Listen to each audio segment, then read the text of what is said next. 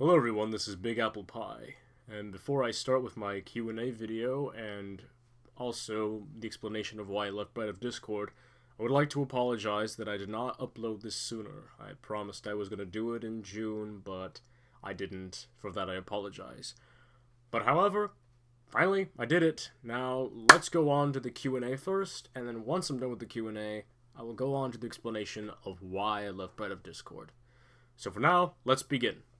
What do you think of Season 5 of MLP so far? I still have yet to see Season 5. I haven't seen it yet because the main reason is I haven't finished Season 4 yet. Now, I know some of you are like, why? Because some of the show I don't really like as much anymore. I feel like some characters have changed for the worse. Some are okay. I mean, Applejack's fine. But I feel like some have been changing. For instance, Pinkie Pie and like Philly Vanilli. I never watched that episode, but I was already not kind of liking her character and already heard her. She got worse than that, so I was just afraid that I would not like it that much. I mean, I have seen some episodes of Season 4, and I really do like them. I did enjoy them. I think Season 4 is pretty good. I still have yet to see Season 5, and I know Episode 100. I know what it's about. You don't have to tell me. I know, background ponies get their own episode. I actually did see a few previews of it before it was a whole episode, and you know what, I'll give them credit, it was pretty good. It was nice to do a little bit of service to the fans, and I hope it wasn't too crazy, I just hope so. So, yeah, there you go. Who's your favorite princess? Who's your favorite Cutie Mark Crusader? Apple Blue. How did you get into the fandom? How did I get into the fandom? Oh, well, that's my origins. I think I have the best origin story, actually. A lot of people just say, oh, I saw it on TV once, I watched it. I saw memes of it, I watched it. I actually discovered it myself. One day on YouTube, I was looking through my subscriptions, and I saw that one person named Masterlink X, or Master Links, as I personally called him, uploaded an episode of it. And the funny thing is, it was weird, because he's known for uploading a lot of like Zelda or Smash Brothers stuff. He used to be famous for Zelda Ocarina of Time bloopers, which nowadays is really, really dumb, but back then it's what we had, and we liked it! I noticed he uploaded an episode of My Little Pony. I'm like, My Little Pony Friendship is Magic, episode 14, Look Before You Sleep. I'm like, what the heck is this? I watch it. Yeah, I pretty much took a risk. My first episode was the sleepover episode in Season 1. I watched it, and I was like, huh, this is okay. I mean, I like the character like that. That was pretty cool. And then, basically, I went to see the first episode, and I watched it. I'm like, wow, this is good, this is good. And every comment on the video was, why is this so good? Why do I like it? Everybody was saying they liked it. They didn't know how to admit it. They were like, oh my gosh, I like it. This was way back when. I discovered My Little Pony in the summer of 2011, yeah.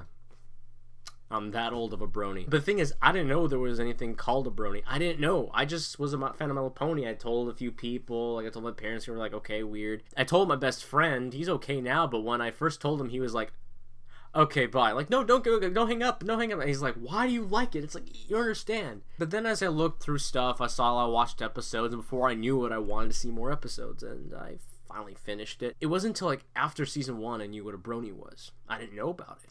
I know there was a fandom. I just knew that were people like me. And if you know, according to my song, Nobody Saw This Coming. Yeah, that song. If you don't know what that is, just look at my channel, Nobody Saw It's Coming. It's a parody of Billy Joel's We Didn't Start the Fire. It's talking about the My Little Pony fandom. In that one, I say, everybody spreads the word to 4chan and forum boards. I watched Season 1. Before I knew it, I was done. Didn't know what else to do, but then I found out something cool. There are others just like me who love this world of ponies. Which is true for me. I found out through watching a dub of Fall Weather Friends, and it was really bad. It was dumb, there was cussing, I didn't like it, but then it said, I was like, what is this, Brawny dub? Yeah, I pronounced it Brawny. I didn't know what the heck it was. Like, what is Brawny? And then I look in the comments and I see like a lot of references and memes. I'm like, this is interesting. When I looked it up, I don't even remember what happened. It's like my mind blanks at that moment when I looked it up. All I know is I looked at Equestria Daily, found Equestria Daily, found these sites, Everfree Radio, all these things, fan-made things. I mean, everything from Friendship is Witchcraft to like fighting his magic stuff, this an abridged series, all these really crazy things. I'm like, what is this? And I discovered I'm a brony, and I can be a part of this. And that's my story. Yep. Who's your favorite background pony? I don't really have a favorite background pony. I like them all, I guess, but I mean, sure, you could say Derpy, but I'm not that much of a Derpy fan, though. So, I mean, I could say Derpy, so... Or Octavia. I'm not really that much of a person who hypes on the background pony, but, I mean, I enjoy them, and I enjoy when they get screen time and stuff, so, yeah, any pony that gets a little bit more screen time, and, yeah, I like them all, I guess. How did you find out about LMP? I just talked about that. Now, why the heck was this question in here? I felt like I was going to answer more about that. Do you have a favorite My Little Pony episode? Best night ever. Who's your favorite character from the main six? It's a tie between Applejack and Pinkie Pie. Mainly season 1, 2 Pinkie Pie, because she got a little bit more annoying, and AJ is still pretty much level-headed. The reason why is Pinkie Pie is like me. I'm like practically twins in the earlier stages of Pinkie Pie. I feel more like Pinkie. I'm nice, I'm happy, I love to make my friends smile and party. I'm a great party person. Applejack is my favorite because this may sound interesting or weird, you've probably never heard of this, but Applejack is what I want to be. So Pinkie Pie is who I am, AJ is who I want to be.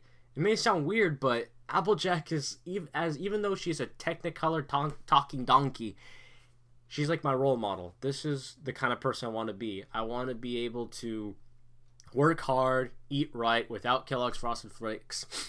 I don't even eat that junk. But, you know, she's able to work hard on a farm, do a job, still somehow spend time with family and with friends, and, you know, and do all that. That's what I want to be.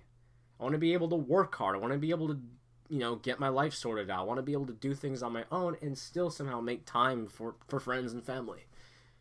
And that's why Applejack is my favorite, and that is why Pinkie Pie is my favorite. Who's your favorite non-main six character? My favorite out of the non-main six? Well, that's a tricky one, because there's a lot that are out of main six. I would have to pick, I believe, 2. No, one of them is not Discord. The Flim Flam Brothers. I love the Flim Flam Brothers. When I saw their episode, Super Speedy Cider Squeezy 6000, I was like, hey, this is funny. I knew that was part of Music Man. I could tell as a tribute to it, that song. I really liked them. I liked their character, and I even made a cosplay out of them. It was my first cosplay, and anybody who's gone to Equestria LA and seen a Flim Flam cosplayer back in 2012, yeah, that was me. Anybody want some cider? And the other one is actually from the comics. It is Mirror King Sombra. Really like that character. Season 1 or Season 2? This goes without saying, but a lot of people should know, and you probably guessed it already, Season 1. I love Season 1. Out of all the seasons, I like it more than 2, I love it more than 3, I love it more than 4, and even though I haven't seen Season 5 yet, I already know I'm gonna still love Season 1 anyways. Because Season 1 was the beginning, it was the start of the series. And I'll tell you this, I feel like a lot of us bronies take Season 1 for granted. A lot of people say they like Season 2, it's their favorite. Yeah, no, 2 is their favorite, I'm okay with that. But I feel like a lot of people are like, ugh, whatever, Season 1, well, this was better, well, Season 1 was so boring or something. Yeah, but that's the thing. Season 1 was simple. There wasn't a lot. It was before they found out they had a huge fan base, and Hasbro tries to live out the expectations of, you know, the fans and everything. But I liked it when it was just a nice, simpler time. It was good. And what upsets me that Season 1's taken for granted is that a lot of huge things stemmed from Season 1. A lot. I mean, people could say, like, well, BronyCon happened during Season 2. Like, yeah, but some of the grimdark fanfics that we all know about stemmed from Season 1. For instance, Witchcraft happened from Season 1. Fallout Equestria, My Little Dashie. Those stemmed from Season 1. I mean, Equestria Daily, even. All that stuff happened during Season 1. And the thing was, a lot of us, especially me, didn't know there would be a Season 2. We wouldn't even think. Once Season 1 was over, it's like, that, you know, that, like, that's it. But no, it kept going, and people still made fan work, and people still loved it.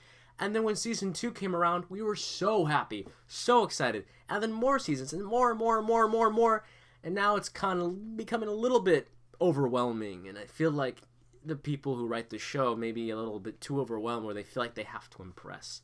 Which is fine, but I feel like it's getting to them a little too much.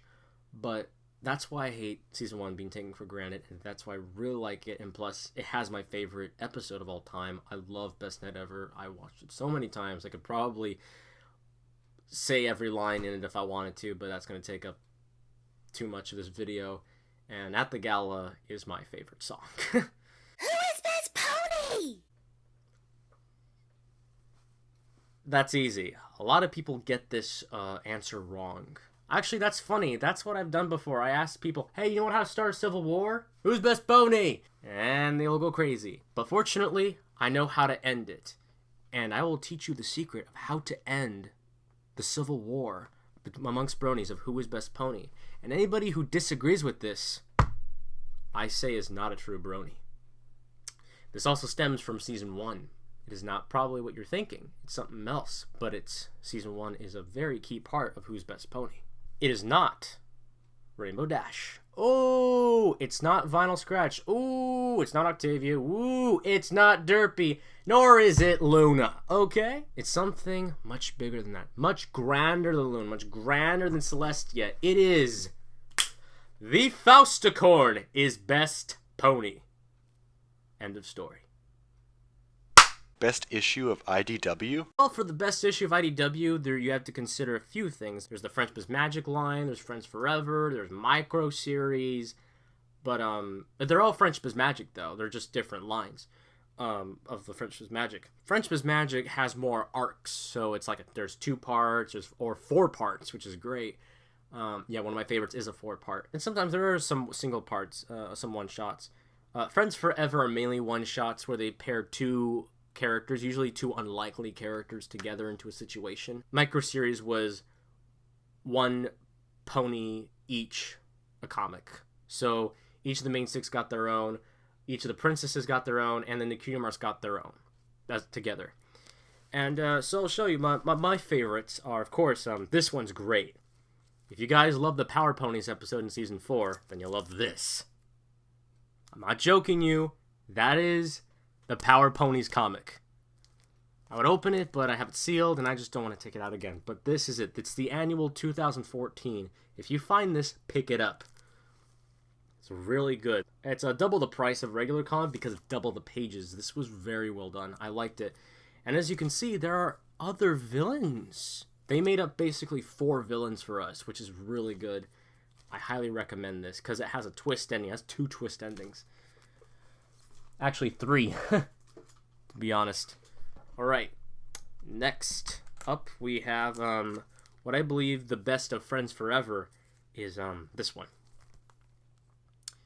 Now, it's kind of covered up, which is kind of funny. And it's issue number 3 of Friends Forever. Now, you gotta know that basically this is Friends Forever, and this says issue number 3. Covers lie to you. Sometimes it could have something different. There could be like Pinkie Pie on this, but it doesn't have Pinkie Pie. You gotta pay attention to the issue number and what series it is.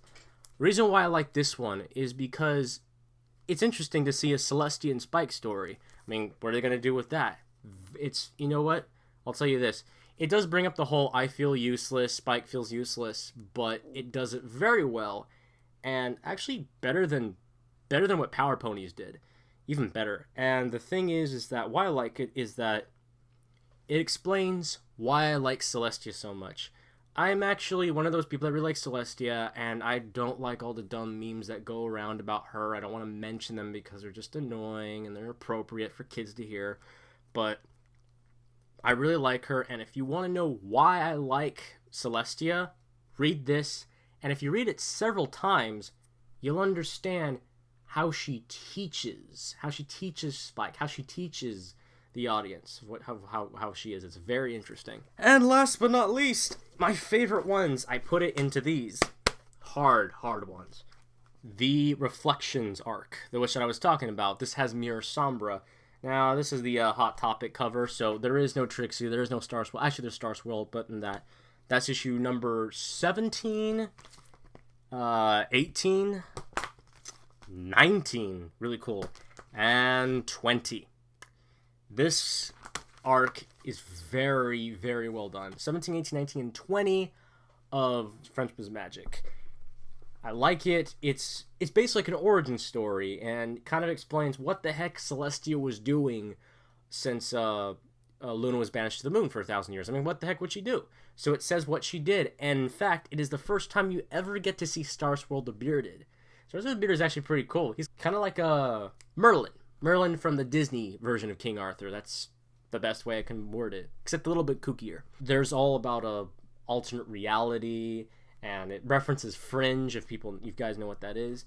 The alternate Celestia and Luna, it's right on this cover if you want to see it. Whoa, look at that. That's amazing. That's really cool. Mirror Sombra basically is a good version of King Sombra in this universe, and he's very well done, a very well done character. So, totally recommend you finding this. You can find the volume, it'd be volume number 5 of Frenchman's Magic to get this one. That took a long time. What made you interested in voicing Discord?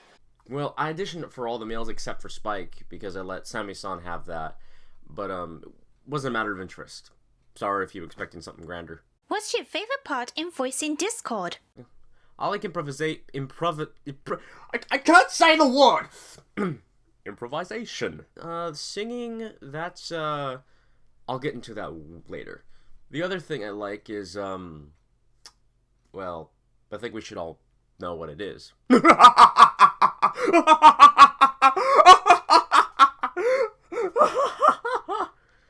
It's fun to laugh as Discord. I mean, I always loved doing evil laugh, and his laugh is very fun. Did you like doing the voice of Discord?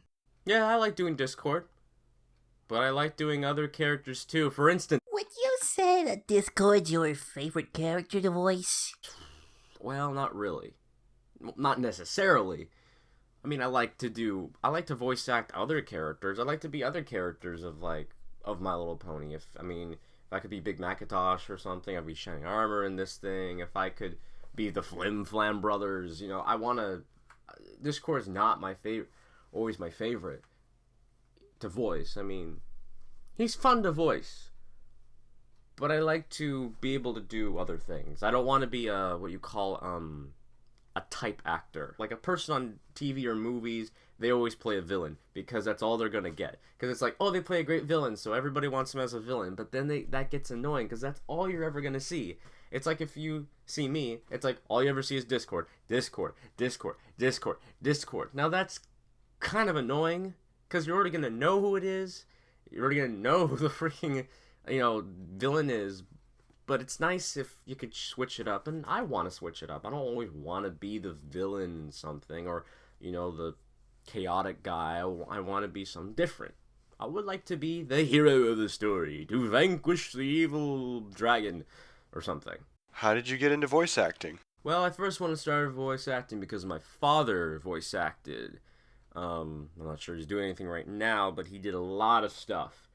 I've showed a lot of people what he's done, and they're like, what the heck, your dad did that? Like, yeah. I will say that I'm inspired by him, and I'm pretty sure I got a lot of his genes from him. And as you can tell, I like to go ahead and talk in a different voice, and I like to go ahead and try everything I possibly can. And I just do it. I've practiced since I was a kid. I pretty much did what Jim Carrey did, I believe he did. He, just speak in the mirror, just talking to a mirror and go, la la la la la la la la la la la la. I mean, that's all you gotta do. I never voice acted in an actual thing. A lot of people somehow get to voice act in a commercial, voice act for something Disney when they're a kid, but I didn't get to, which makes me very sad and upset. My first big role or big actual play was Oklahoma back in high school, freshman year. I was a farmer, not a cowboy, whatever. But it was still fun. Now, when I really wanted to put myself out there on the internet, I tried to voice act for machinimas. If you don't know what a machinima is, you are either really young or really deprived of the internet. A machinima is machine cinema. It's a video game movie. It's not you take the cutscenes of a video game and make it a movie. You take gameplay and then you voice act it. Examples like Red vs. Blue, which I don't recommend to any kids. Smash King, if any of you remember that. I mean, that's what they are. You just move the characters around and you just voice act them, and some of them are very, very well done. Some of them are really, really, really bad. So I have tried to audition for so many machinists. I thought my debut would be doing Link, doing Luigi. I mean, I made up my... Link doesn't have a voice, of course, but someone has their voice. They like go, I'm Link, or I'm Link, the hero of time, I'm trying to do something. Luigi. Like, I want to be a Luigi and something. I want to be a Luigi. A lot of them never went anywhere, which is sad. I auditioned for stuff. I went to voice acting club. I went to YouTube. I looked at things. Here's the thing. I tried, and I just never got anywhere. But Bride of Discord was the first project that actually went somewhere and actually finished. That I was still a part of. Other projects, they got rid of me, or they didn't want me, or they just didn't finish, which makes me very, very, very sad. So Bride of Discord was the first project. That was about like 2 years ago, wasn't it? That was back in 2013 or something? Yeah. That was a long, long time. Oh my gosh, there are sirens outside. They're annoying. Any tips on voice acting? You're really good at it. My tip on voice acting is don't play the character. Be the character. For example, let's talk about my character Discord that everybody loves. I actually asked people why they like my Discord so much. Why is it so good? It's because I have character. Now, for instance, anybody can probably do Discord, but can anybody do the character? Probably not. You need to channel it. So, for instance, I could say, I'm Discord, the Lord of Chaos, and I like to cause trouble for all the ponies and make their lives miserable. That's great. You got the voice, but don't have the character. What you should go is, I'm Discord. I'm the god of all things chaos, and I like to make every pony's lives miserable. You have to feel it. That's the whole point. You can't just go, I am acting this. You have to feel it. Put character, put in something. Don't be afraid to shout it. Here's a good tip. Not everyone is cut out for voice acting. A lot of people are not. If you are not good at it, I mean, sometimes you need to practice more. If you really want to do it, you have to. If you really want to do it, you have to practice. You have to be able to speak loudly, speak publicly, talk to a camera, talk to a mic. Get used to it. Talk to a crowd. I mean, if you're really good at theater acting or film acting, you're gonna be great at voice acting. And here's the thing about voice acting. Voice acting is all about voice. Now, some people may think that maybe voice acting is a little bit easier because they don't have to act in front of an audience or in front of a camera. The thing is that you can use your body, body motion, body language. I can use it to express my character more. I could be like, I'm Discord, the god of chaos. But all you're gonna hear is, I'm Discord, the god of chaos. You have to really, you can do the motions and everything. The thing is, no one's gonna see you, so you have to put everything in your voice. You have to act like your voice is making motions. Now, there will be times where it could be an audio drama and there's not going to be that, or it's an animation and there's actually characters moving. Now, sure, they'll move, but you have to make sure that it sounds like your character is moving, unless your character is like I'm boring person. But that's what you got to do. What's your favorite musical? Les Miserables and Into the Woods. What's your favorite play? Well, I don't see that many plays. I'm just looking in the bookcase because I remember I had to read plays for high school or college. I guess I'll pick 3, and they're ones that I've read, and one that I've seen like a movie version of. The Glass Menagerie. That's a really good story. I loved reading all of it. It's because it's a guy who has to deal with his stupid mom, and then also take care of his crippled sister, but can't take care of herself. He's fine with taking care of his sister, but his mother keeps living in the past and berating him and blah blah blah, and he gets annoyed by it. And I could spoil it right now what happens at the end, but I love the ending. I love that story. Next one is The Crucible. Whoa, that's dark. Yes, it is. But it's very well done. In fact, it's actually based off real people back in the colonial era. It's about the Salem witch trials. That's all you gotta know. It's very good. That play is, I believe, by George Miller, and it is the only play of his that's very dark. And in fact, when it was first brought out, when he first made it, a lot of people are like, what? You made something dark. And it's kind of like, what the heck? But it's very well done. And of course, there's a movie. Everyone knows the movie. It stemmed from the play. Very well done. And it's cool because it's not about like, there are witches. It's more, you see people trying to use each other, trying to deceive each other. That's pretty much what the Salem Witch Trials was about. And you're like, oh, so you're a witch? Confess or we'll kill you. And then you go, I'm not a witch. He is. Oh, okay, thank you. Hold on. We won't come back to you. Hey, you're a witch. That happened. That's history for you. So it's a play based around all that. The ending is great. I'll tell you, my favorite character is Reverend Hale. I love that guy. Because he's not there to accuse. He's there to find out the truth. And near the end, he understands how ludicrous this whole thing is. The other play is The Clean House. You probably never heard of it. It's a very short story that I had to read for college. And it's not for kids. It's very silly. It's very weird. It's about some Brazilian maid that likes to make jokes, that had parents that love to make jokes, and they love to make each other laugh. And then one of her parents died because her other parent told the funniest joke in the world, made him laugh so hard that they died. She doesn't like to clean the house. She likes making jokes. So her boss's sister likes to clean the house. But then there's a lot of other things. And then the boss's husband is a doctor, but she's a doctor. And then the doctor falls in love with the patient. It's bizarre. It's very weird. It's very funny. And the end is kind of sad, but very nice. I think it's very well done. What's your favorite music genre? I love classical music. I can always go for classical. Vivaldi, Mozart, Beethoven, Bach. I can go for all of them. I just loved it since I was a kid. I'm glad I grew up with that. I always listened to it when I did my homework. I listened to it when I went to sleep. Very, very, very well done.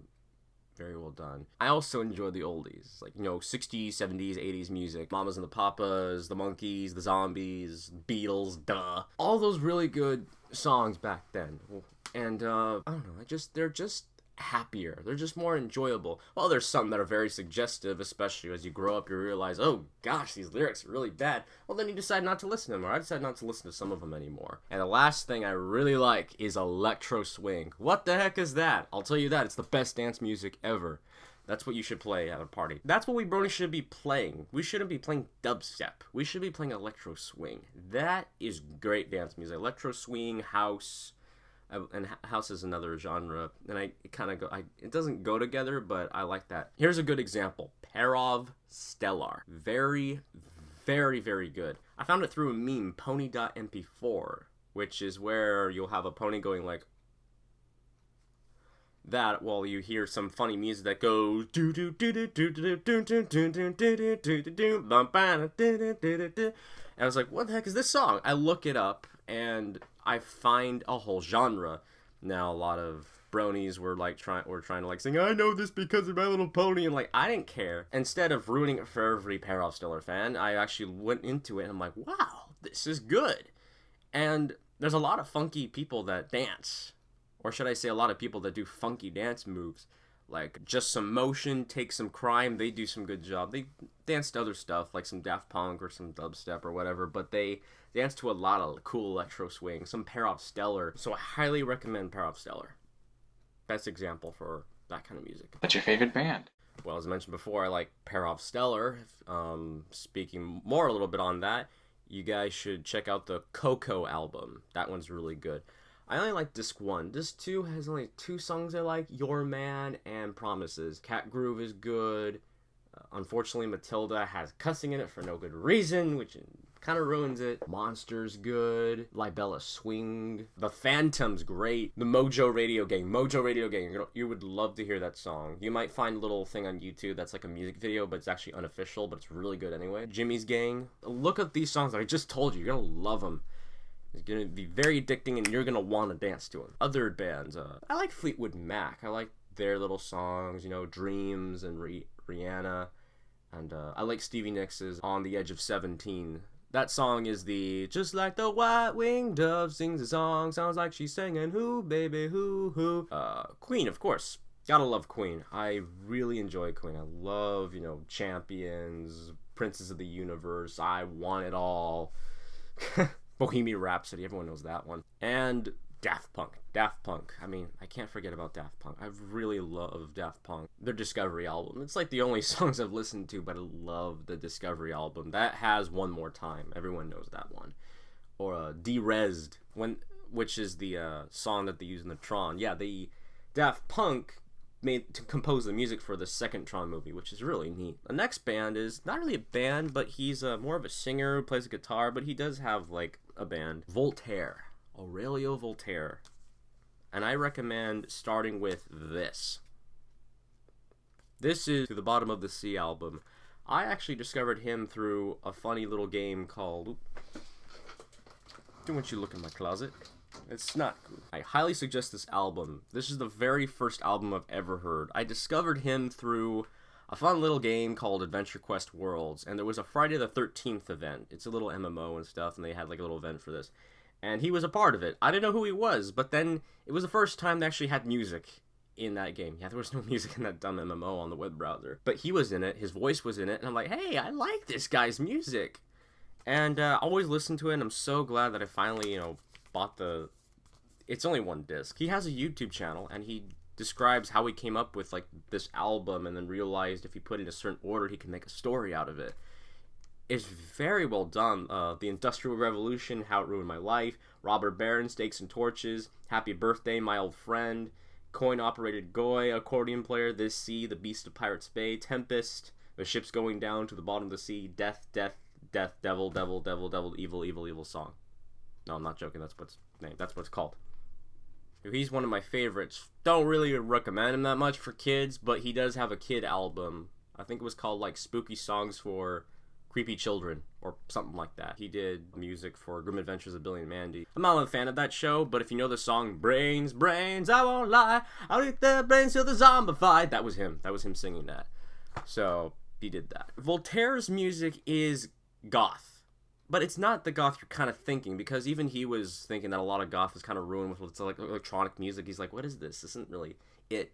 It's all acoustic. All of his music is acoustic. Sometimes there could be some electric guitar, but not a lot. Usually him playing his guitar and just singing about the world. And he sings so many truths. He's not like, the world sucks and I hate it. It's more like, the world sucks and I hate it. Da da da da da.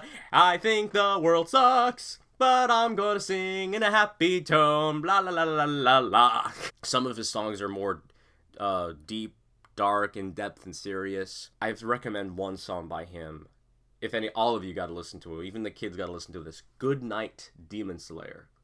Listen to that one, you'll fall in love with it, and it has such a deep meaning to it.